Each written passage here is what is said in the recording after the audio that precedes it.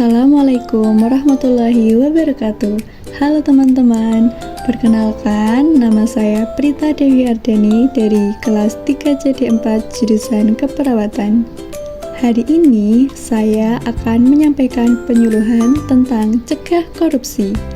Semoga apa yang saya sampaikan bisa menambah pengetahuan dan mengingatkan kita semua untuk menjauhi korupsi ya. Nah, teman-teman tahu tidak korupsi itu apa? Korupsi berasal dari kata corruptio yang berarti kerusakan, kebusukan, atau keburukan.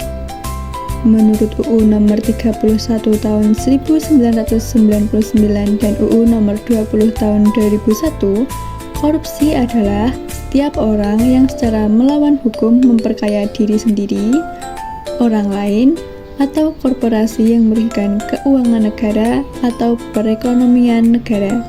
Sederhananya, yaitu penyalahgunaan kekuasaan untuk keuntungan pribadi. Untuk bentuk-bentuk korupsi ada banyak sekali teman-teman. Bentuk korupsi itu misalnya seperti suap-menyuap, penggelapan dalam jabatan, nepotisme atau mengutamakan keluarga atau kerabat, pungutan liar atau pungli, manipulasi laporan keuangan, dan markup anggaran. Jadi, bukan cuma mencuri uang, tapi banyak cara lain yang bisa dikategorikan sebagai korupsi. Nah, penyebab utama korupsi antara lain seperti lemahnya integritas moral, gaya hidup konsumtif, sistem pengawasan yang lemah, lingkungan kerja permisif, dan ketamakan. Jadi sebenarnya bukan hanya karena kesempatan, tapi juga karena karakter seseorang tersebut. Kalau untuk dampaknya bagaimana? Nah, korupsi bisa merugikan keuangan negara, menurunkan kualitas pelayanan publik, menghambat pembangunan, membuat masyarakat tidak percaya lagi pada pemerintah, bahkan merusak moral generasi muda. Jadi, dampaknya bukan cuma sekarang, tapi juga bisa mempengaruhi masa depan bangsa. Di Indonesia sendiri, banyak sekali kasus besar. Misalnya, kasus korupsi Pertamina yang mencapai kurang lebih 968,5 triliun.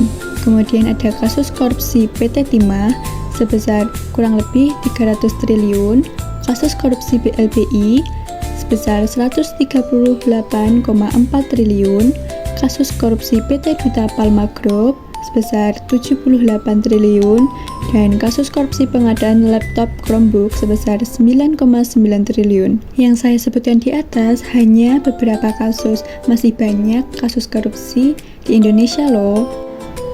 Kalau begitu, bagaimana kita mencegah korupsi? Nah, pencegahan bisa dilakukan lewat pendidikan anti korupsi sejak dini. Yaitu kita harus menanamkan nilai kejujuran, integritas, dan tanggung jawab sejak sekolah melalui kurikulum, kegiatan, dan teladan guru atau orang tua. Yang kedua ada transparansi dan akuntabilitas publik, yaitu membuka akses informasi publik terkait anggaran, proyek, dan kebijakan agar masyarakat dapat mengawasi serta mencegah penyalahgunaan wewenang.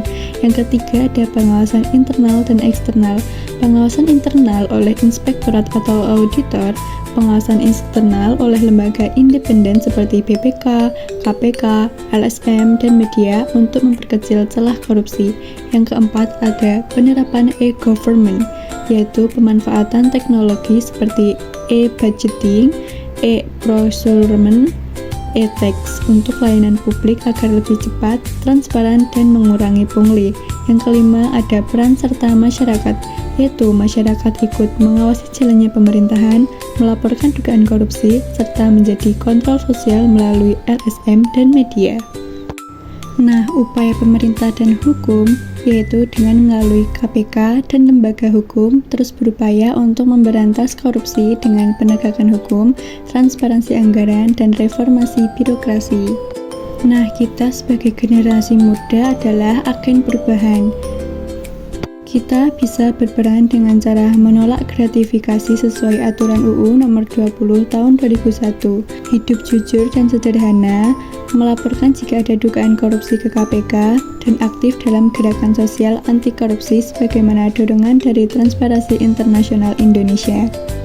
Jadi, kesimpulannya, korupsi itu musuh bersama. Kalau kita ingin Indonesia maju, bersih, dan sejahtera, kita harus berani melawan korupsi mulai dari diri sendiri. Seperti slogan yang kita dengar yaitu, korupsi musuh bersama, lawan korupsi mulai dari diri sendiri. Terima kasih atas perhatiannya. Wassalamualaikum warahmatullahi wabarakatuh.